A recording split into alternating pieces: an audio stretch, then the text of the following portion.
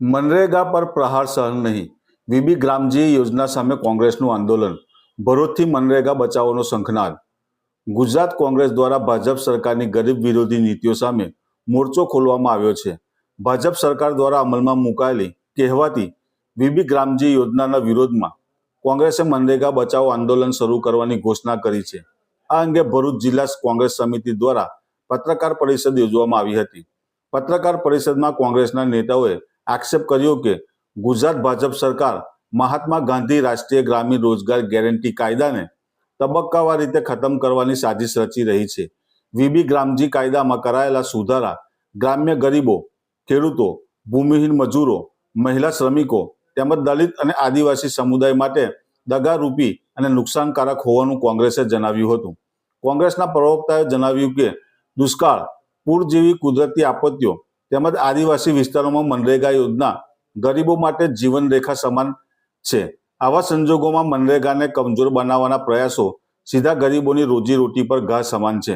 સરકાર દ્વારા કાયદામાં કરાયેલા સુધારાઓને કોંગ્રેસે ખુલ્લેઆમ ગરીબ વિરોધી અને બંધારણ વિરુદ્ધ ગણાવ્યા હતા. કોંગ્રેસે સ્પષ્ટ શબ્દમાં જણાવ્યું છે કે યોજનાના નામ બદલી અને ખોટા પ્રચાર દ્વારા મનરેગાને નિષ્ક્રિય બનાવવાનો પ્રયાસ કરવામાં આવી રહ્યો છે, જેને ક્યારેય સહન કરવામાં નહીં આવે. આ મુદ્દે જનજાગૃતિ ફેલાવવા માટે સમગ્ર દેશભરમાં મનરેગા બચાવ કાર્યક્રમ શરૂ કરવામાં આવશે અને આવનાર સમયમાં ઉગ્ર વિરોધ આંદોલન અને સંઘર્ષ કરવામાં આવશે. વિશ્વની સૌથી મોટી રોજગાર આપતી યોજના એટલે કે મનરેગા યોજના છેલ્લા 20 વર્ષથી ભારતમાં છે. ભારતના બજેટની અંદર સૌથી વધુ ફાઇનાન્સ ફાળવવામાં આવતી હોય આ ખેતી પ્રધાન દેશની અંદર ગ્રામ્ય વિસ્તારોને ગ્રામ્યના શ્રમિકો, આદિવાસીઓ, વંચિતો અને જે લોકો રોજગાર મેળવી શકતા નથી ને જેના કારણે ગામડાઓમાંથી શહેરીકરણ તરફ લોકો આગળ જાય છે એવા લોકોને 100 દિવસની ગેરંટી યોજના, આવી મહત્વપૂર્ણ યોજના કોંગ્રેસની કેન્દ્ર સરકારે 2005માં કાયદો પસાર કરીને બનાવી હતી. એ યોજના 2014માં નરેન્દ્ર મોદી જ્યારે વડાપ્રધાન બન્યા એને ચાલુ રાખી. 11 વર્ષ સુધી એ મનરેગા યોજના ચાલુ રહી અને એ બજેટ ફાળવણીમાં પણ ભારતીય જનતા પાર્ટીની સરકારે કોંગ્રેસ સરકારનું અનુસરી આ ચાલુ રાખ્યું.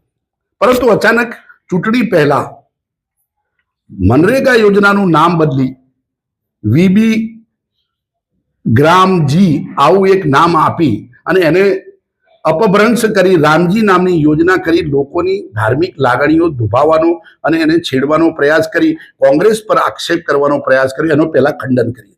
સૌથી પહેલા આ યોજનાનું મહાત્મા ગાંધીજી જે વિશ્વ પિતા આપણા પિતાના નામે હતું એ નામ બદલ્યું, એનું કોંગ્રેસ પક્ષે સખ્ત વિરોધ કર્યો છે કે આ પૂજ્ય મહાત્મા ગાંધીજીનું અપમાન છે, આ દેશનું અપમાન છે.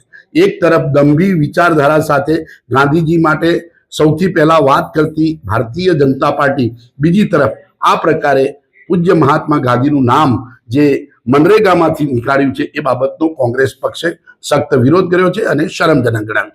હવે મનરેગાની બાબતમાં કેન્દ્ર સરકારે જે સુધારા કર્યા, અમે એને કાયદો બનાવેલો અને અધિકાર આપેલો, એમ્પ્લોયમેન્ટ ગેરંટી સ્કીમ આપેલી, એની સામે વધારે દિવસના નામે એ કાયદાને નબળો કર્યો, પંચાયતી રાજને ખતમ કરવાનો પ્રયાસ કર્યો.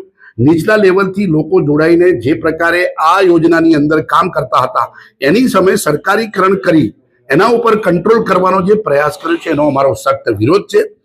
આ કાયદો રહેવો જોઈએ, એ અધિકાર રહેવો જોઈએ, એની અમારી માગણી છે. અને આ બાબતે કેન્દ્રમાં ઓલ ઇન્ડિયા કોંગ્રેસ સમિતિ દ્વારા સમગ્ર દેશની અંદર મનરેગાની બાબતમાં આંદોલન થશે.